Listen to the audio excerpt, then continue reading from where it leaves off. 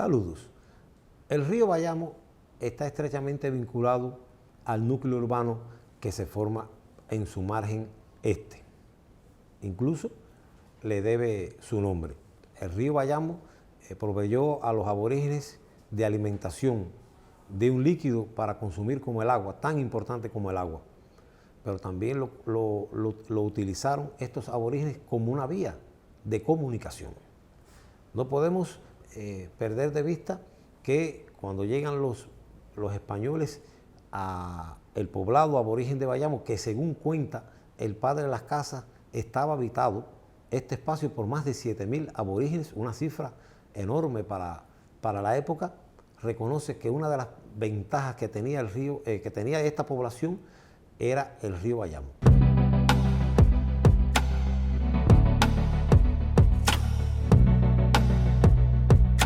Cuando Velázquez retorna en el año 1513 a fundar la segunda villa, que había decidido llamarla San Salvador, y llega a Bayamo, le envía una carta al rey posteriormente donde le dice que dudaba si fundar la villa en Bayamo o en el Guacanayabo.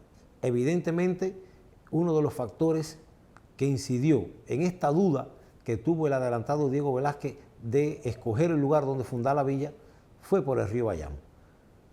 Luego de fundación de la villa y después que se conoce que su futura esposa había llegado a Baracoa, recoge la historiografía que Diego Velázquez parte desde Bayamo en canoas por el río Bayamo hasta Baracoa. Esto es un elemento muy importante porque el río ha estado vinculado fundamentalmente hasta el siglo XVIII a la actividad económica bayamés. Incluso la obstrucción del mismo en el año 1616 se considera que fue uno de los desastres más grandes que ha sufrido Bayamo, porque, bueno, se cuenta que grandes torrentes de agua, imagino que lluvias muy intensas, obstruyeron la desembocadura del río Cauto, que hasta ese momento era navegable. Incluso en su interior existían 2 astilleros y allí quedaron varados varios barcos. Y luego de ese momento comienza una decadencia de la economía bayamesa, porque evidentemente el río Bayamo conectaba con el río Cauto y hacían una vía navegable a través de la cual los bayameses podían exportar sus productos.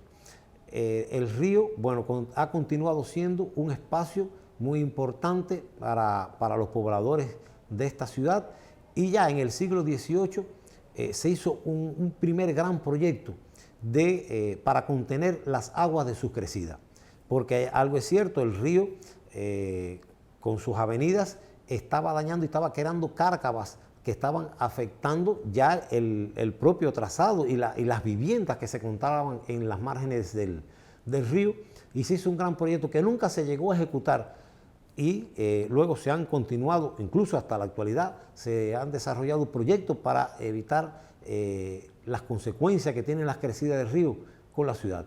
Pero lo cierto es que Bayamo le debe su nombre al río y que este río forma parte de la identidad del bayamés.